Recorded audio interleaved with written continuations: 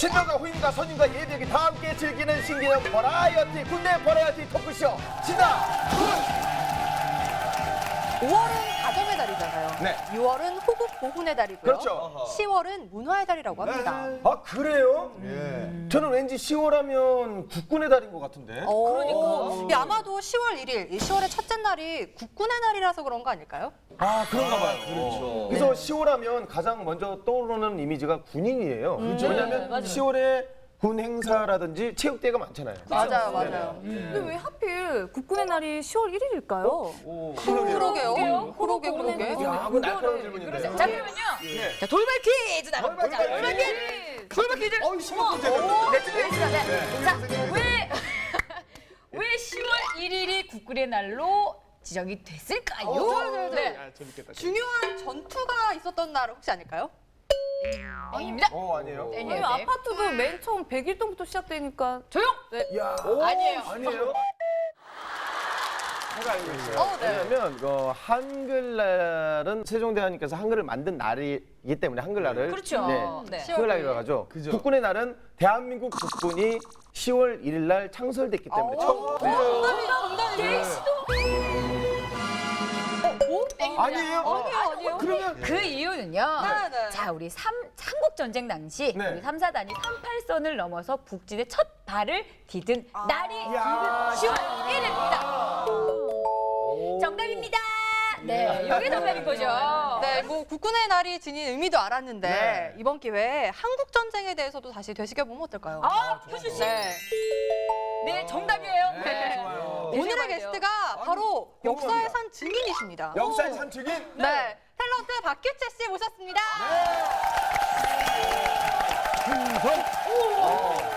아직까지도 살아있는. 아, 예. 또 우리 정말 역사의 산 증인이 나오셨습니다. 네. 또 박규채 씨 하면 한국 방송 드라마 역사 그 자체라고 해도 과언이 아니에요. 그럼요. 네. 제가 알기로도 이 TV 드라마가 처음 생겼을 때부터 이 연기를 그때부터 최초 시작을 또 하셨다고 그렇죠. 들었는데 선생님 맞죠? 맞다고 봅시다. 맞는 거예요. 네. 한국 TV 드라마는 역시 KBS에서 제일 먼저 시작을 했다고 볼 수가 있는데 이제 그게 61년도야? 61년도요. 저희가 세상의 빛을 보기도 전입니다. 그렇죠. 세포로도 없었을 때. 아, 그렇게 싱싱합니까? 제가 선생님을 제외하고 제가 제일 연장자인데 제가 1974년생이니까요. 네. 부럽다. 바로 그 KBS TV 창설되던 그 KBS 맞은편에 드라마 센터라고 생겼어요. 아, 드라마 센터, 네. 드라마 센터 창립 때 내가 드라마 센터 창립 멤버로 있었어. 오. 내가 주인공을 맡은 때는 62년도야. 예. 그때 드라마 센터의 첫 연극 공연이 뭐였는 거니 섹스피어작 햄릿이었는데 햄릿. 네. 그 인기가 좋아서 아마 최장수 공연을 했어요. 최장수 공연은 아마 53일인가 56일 공연을 예. 했어요. 그때 당시에는 아주 최장수 공연. 네. 그런데 이제 62년도에 박규채를 KBS에서 주인공을 시켜준 거예요. 그때 당시에는 그 TBC였죠? 그 전신이 TBC 아닌가요? KBS. 죄송합니다. 예. TBC는 KBS 이후에 신세계 백화점 그 꼭대기 5층 꼭대기에 네. 거기 TBC 동양 텔레비전 네. 거기에 이제 개관을 했고 네. 그때 TBC 생기고 나서도 KBS 출연하다 TBC 그걸로 또 갔지. 네. 그러다가 69년도에 MBC 텔레비전 개국이 된 거라. 네. 이제 드디어 이제 MBC 얘기가 나오기 시작합니다. 네, MBC입니다. 69년도에 개국 때 자랑스러운 탤런트실 실장을 내가 했어. 그럼 초대 MBC 탤런트 실장이시네요? 초대요? 그렇지. 우와. 선생님의 당시 인기가 뭐 지금으로 따지면 뭐 장동건 씨나 원민 송승헌 씨, 씨, 송승헌 씨 뭐, 네. 상대가 아예 뭐 상대가 안 됐었다고 그러던데요. 그 너무 그 지나치게 나를 맞습니다. 칭찬을 하는 죄송합니다. 인정하지 너무 칭찬 너무 많이 칭찬하지 말고 맞습니다. 칭찬합시다도 아니고. 그 드라마 얘기를 좀 더 하자면 네네. 흑백으로 할 때 네네. 그때 내가 62년도에 검은 겨울달이라는 그 금요 드라마 네네. 드라마를 주인공을 맡았는데 네. 그때 변기정 선생님이 내 아버지를 했고 한은진 선생님이 내 어머니를 하셨고 네. 그때 김혜자 씨 출연했어. 한국 그 탤런트계의 어머니시죠. 대표 어머니상. 네. 내 형님이 누군고니 박성대 씨라고 여러분들은 모를 거야. 네. 근데 내 형님 역할을 그 박성대 씨가 했는데 네. 그때 출연을 해서 생방송인데 그때는 생방송이기 때문에 무슨 사고가 생겨서 방송을 못하게 되면은 네. 옆에 그 한국 영화 준비를 딱 하고 있다가 NG 나서 영 계속이 안 될 가능성이 크면은 딱 중단하고 영화를 내보냈어. 아, 이거 진짜 몰랐던 새로운 사실을 오늘 하나하나 알아갑니다. 신기합니다. 네, 그래서 생방송을 시작이 됐는데 그런데 내 형님 역할을 한 그 박성대 씨가 대사를 해야 내가 뭐라고 얘기할 거 아니야. 근데 콧구멍만 쑤시고 앉아서 대사를 한마디도 안 해. 아, 실제로 콧구멍을 쑤시잖아요. 아, 실제로도? 실제로. 그러니까 자기도 답답해서 그랬는지 콧구멍만 자꾸 쑤시고 그래서 어떻게 생방송인데 방송은 해야겠고 그래서 형님 그 전에 형님이 이러이러한 일에 대해서 궁금하다고 그러셨죠? 그러고 내가 대사를 하고 내 야, 대사를 임기응변이 대단하십니다. 그렇게 해서 그 씬을 끝냈어요. 네. 그래서 생방송으로 그냥 계속 나가고 한 시간의 그 드라마가 끝난 다음에 네. 변기정 선생하고 한은진 선생이 나를 얼싸안으면서 스타 탄생했다고 말이야. 그렇게 올려주시고.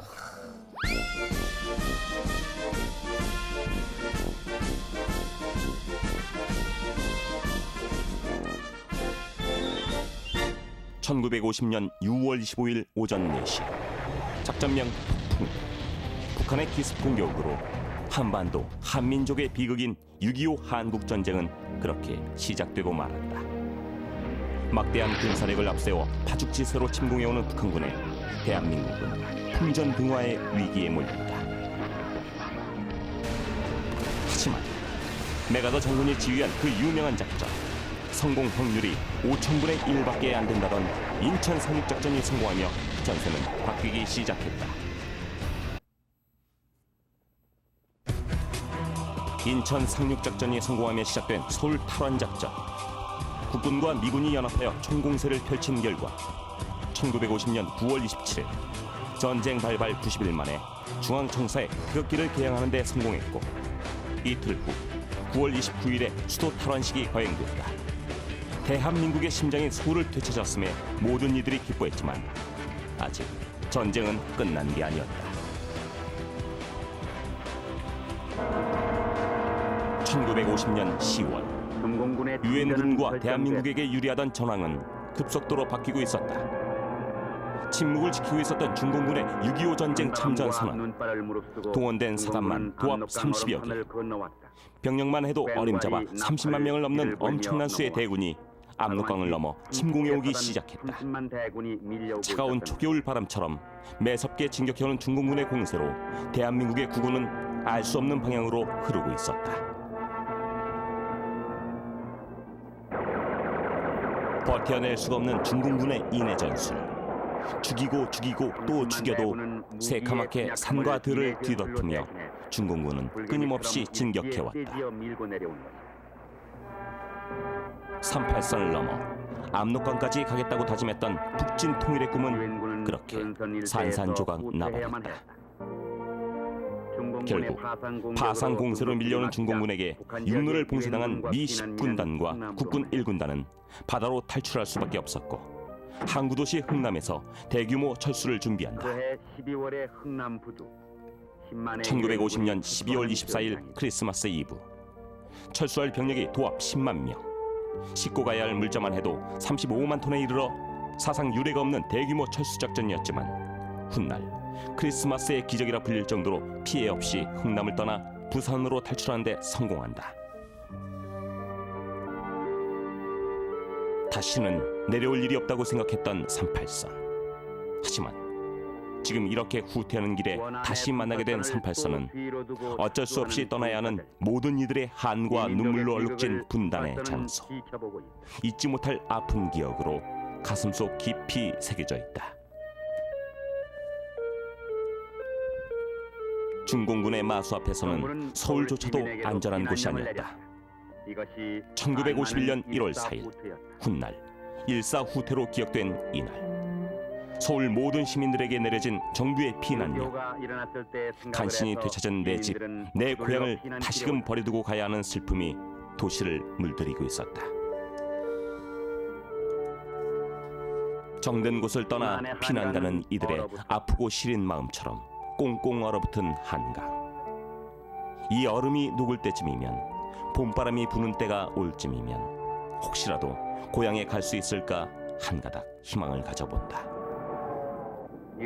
부산으로 떠나는 피난용 기차. 단순한 기차를 넘어 피난민에게는 살고자 하는 소망을 실어 나르는 생명의 기차다. 6.25 전쟁의 전화를 입자는 몇 안 되는 도시 부산 때문에 대한민국 곳곳의 피난민들이 목표로 삼는 곳이기도 하다. 사람들로 가득 차 인산인해를 이루는 거리.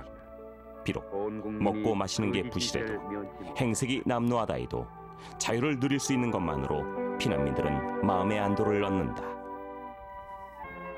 1953년 7월 27일, 3년 1개월 2일 동안 지속된 6.25 전쟁은 종전이 아닌 정전으로 마무리됐다. 승자도 패자도 없는 가운데 잿더미가 된 벌판에 남겨진 탄피만이 피로 피를 씻었던 전쟁의 참혹함을 말없이 보여준다. 시간이 흘러 전쟁이 끝나고 3년이 지난 1956년 10월 1일 제1회 국군의 날을 기념하는 행사가 서울운동장에서 성대하게 열렸다. 10월 1일을 국군의 날로 정한 이유는 6.25 전쟁 당시인 1950년 10월 1일에 육군 3사단 23년대가 국군 부대 중 최초로 38선을 넘어 북쪽으로 진군했기 때문이다. 수세에 몰리던 전쟁의 국면을 공세로 전환한 바로 그 역사적인 날을 기념하기 위하여 국군의 날로 지정하게 된 것이다. 매년마다 성대한 행사를 열어 국군의 위용을 자랑하고 사기를 높이며 명예를 치하는 국군의 날.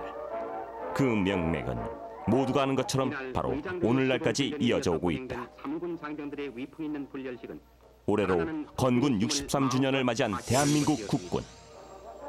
오늘날의 대한민국은 수많은 고난과 시련 속에서도 묵묵히 자리를 지킨 대한민국 국군.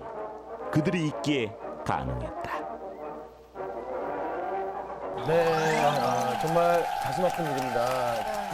저 화면이 실제 우리나라 이 땅에서 일어났던 역사의 한 부분이고요. 그리고 절대 잊어서는 안 되는 게 전쟁이 끝난 종전이 아닌 잠시 침묵을 지키고 있는 휴전 상태라는 사실은 절대 잊어서는 안 되겠습니다. 네, 그렇죠. 네. 네. 그리고 아까 이 영상을 계속 보다 보니까 진짜 가슴이 뭔가 이렇게 찡함이 계속 이렇게 네, 오더라고요. 네. 근데 더 찡하게 와닿았던 건 그 흥남철수 아까 나오더라고요. 비주얼. 네. 근데 그걸 보니까 또 우리 뮤지컬로 또 만들어졌었던 생명의 항해 또 그 장면이 또 갑자기 이렇게 떠오르면서 같은 모습이더라고요. 네. 네, 맞아요. 정말 이렇게 보기만 해도 아찔했는데요. 우리 박규채 선생님은 저 시대를 직접 경험하신 거죠. 나는 6.25 사변을 직접 38 이북 간성, 고성군 고성군 네. 간성, 네네. 그 간성면이었었어 그때. 네. 그 간성면이 38선이 제일 가까운 네네. 도시 중에 네. 하나인데 네. 간성에서 학교를 다니고 있을 때 네. 6.25 사변 한 1년 전부터 기차를 타면은 짐 보따리를 2개, 1개 이상을 못 가지고 네. 탈 때 못 가지고 가게 네. 했어요. 왜? 차가 무거우니까 그 차에다가 인민군들 장비들을 실어 날리려고 간성에 인민군 여단본부가 있었거든. 네. 그래서 그걸로 실어 나르느라고 그런 것들을 미리 다 제안을 했어요. 1년 전부터. 그럼. 그러고 나중에는 내가 다니던 학교를 휴교를 했어. 네. 왜? 인민군들이 그 학교에 와서 주둔을 하고 네. 군 장비를 그 학교에다가 집결을 시키고 그러니라고. 간성에 인민군 여단본부가 있었기 때문에 그리고 38선이 얼마 안 되니까 네. 남침 준비를 위해서 그렇게 한 거야. 아, 6.25가 1년 전부터 이미 준비를 하고 있었군요. 근데 나는 나뿐만 아니라 모든 사람이 그게 무슨 6.25 생각이나 했어? 네. 몰랐지. 왜 그렇죠. 그런지. 상상도 못하고. 허라면 그렇게 학교 내일부터 나오지 마라 그러면 안 나가고. 네, 네. 어? 휴교 학교 예. 쉰다. 네. 사정에 의해서. 그러면 뭐 안 나간 거고. 그런데 어느 날 6.25 사변이 난 거야. 네. 날짜가 지나고 한참 지나니까 아마 내가 기억하기는 간성 내무서였을 거야. 네. 그 앞에다가 말이야 우리 대한민국 지도를 크게 그려서 붙여놓고 네. 전명지라고 빨간 걸로 이렇게 표시를 하는 거야. 근데 그걸 보니까 대구하고 부산만 남았어. 네. 이미 다 체크가 다 되고. 빨간 걸로 체크가 되고 그러고 사람들이 와서 그걸 구경을 하라 이거야. 네. 그리고 그걸 설명을 하는 거야. 그리고 만세상창을 하라 이거야. 하라니까 만세했지. 네. 아무것도 모르고 한 거야. 하라니까. 그것이 남침의 부침이야. 남침입니다. 근데 그때 당시에 일사후퇴 전에 우리는 또 피련을 못했어. 어머니가 장질부사, 장티부수라고 그러지. 네네네. 그거에 걸렸어. 네네네. 어? 어머. 그래서 돌아가시게 생길 아이고. 거였는데 그건 자꾸 이렇게 전염이 되거든. 네. 근데 참 우리 아버님이 한약을 하셨어. 한약. 네. 한약. 그런 실력이 있으셔서 예. 그 직접 약을 산에 날 데리고 가셔서 산에 가서 깊은 산에 가서 그 한약을 캐가지고 또 조제해서. 이제 따가지고 조제를 해서 우리 어머니를 살리셨어요. 그러고 나니까 그 이후에 그 장질부사 걸린 그 마을의 사람들을 다 몰려도. 다 네. 살려줬어. 무료로 돈 한 푼 안 받고. 근데 다 피난길이라서 사실 이게 위험이 도사리고 있는 부분이 굉장히 많을 텐데도 약재를 직접 구해서 아무 그 돈을 받지 않고 진짜 그냥 어떻게 보면 피난을 가지 않고 진짜 그 자리에서 가만히 있겠어 또 그 생명을 좀 네. 이 연장해서 이어가실 수 근데 있는. 어디 가서 우리가 그 전쟁의 그 장소에 있을 수는 없잖아. 그렇죠. 그렇죠. 그래서 태백산 줄기 안에 있는 숯가마에서 살았어. 6개월 동안. 가마에서요. 수술 만드는 그 가방. 숯가마. 아. 그 숯가마에서 살았는데 그 숯가마에서 살면서 나물 뜯어서 밥 대신 그걸로 네. 배를 채우고 그리고 우리 아버지 어머니께서 현명하시고 아신 게 많았다 하는 것을 어떻게 인정하는 거니? 이 평소에 전쟁이 나니까 그 기름 먹는 기름, 네. 네. 저 참기름, 참기름, 콩기름 네. 이런 기름을 이런 저 깡통 큰 깡통 있지. 네. 네. 그것도 유리병에다 넣으면 깨질까 봐. 네, 네, 네. 그 깡통에다가 그걸 준비해 둔 거야. 네. 그래서 피난 갈 때 그걸 가져가서 하고 숯가마에서 살 때는 쌀이 없으니까 네. 그렇죠. 산에 가서 나무를 뜯어다가 또 나무 껍데기 뜯어다가 그 기름으로 해가지고 그걸로서 배를 채우고 살았어. 그래서 내가 6.25 사변이 북침이냐 남침이냐는 네. 누구보다도 내가 직접 겪었고 네. 또 난 옛날에 거기 있을 때 시키는 대로만 했어. 네. 그리고 모범생이었어. 예. 전교에서 1등 했어. 제대로. 그래가지고 그 김일성이한테 훈장도 받았어. 정말이에요? 무슨 훈장인 거니? 북조선 모범소년단. 피오네르 훈장이야 그게. 오, 야. 그러니까 그렇게 열심히 했다고. 그래 거기서는 모든 것이 지금 무슨 뭐 종교 이후엔 종교가 없어. 네. 종교를 인정을 하지 않는 사람들이야 그 사람들은. 네. 이북엔 종교가 있다면 김일성 종교야. 네. 네. 교주야 김일성이가. 그죠. 김일성이를 믿는 종교 이외에는 아무것도 없어. 그래서 우리는 그렇게 배웠고 또 그렇게 알고 그래서 그 피오네르 모범 소년단원들을 그 금강산 휴양소에다가 집결을 방학 되면 집결을 시켜가지고 보름씩 거기서 김일성 사상에 대한 교육을 시키는 거예요. 네? 그렇지.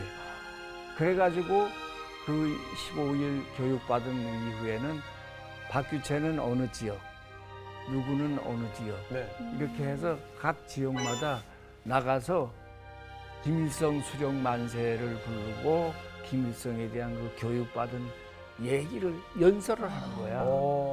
그러니까 내 입으로 위대하신 김일성 수령 만세를 아마 몇천 번 듣고 내가 그렇게 훌륭한 놈이 아니라 나쁜 놈이었어. 에이 선생님 그건 아닙니다. 뭐 그거는 그 당시에 10대 때 뭘 알겠습니까? 아무것도 이렇게 모르는 상태. 이해를 해주니까 내가 네. 대출이라고 믿고서 하는 얘기야. 정말 선생님한테 사촌 이런 때 얘기 듣지? 네.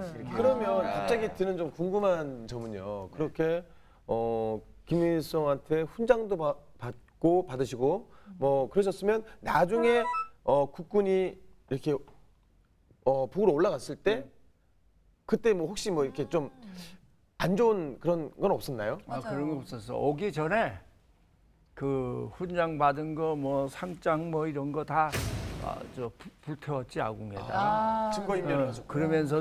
그러면서도 눈물이 나더라고. 그러고서 이제 국군들이 오고 난 다음에 그때 이제 느낀 거야. 네. 아하, 이 모든 것들이 다 거짓말이었구나. 네. 그리고 이거야말로 나를 잡는 훈장이었구나. 그런 걸 느끼고 그 느낀 그대로 나중에 우리 학생들한테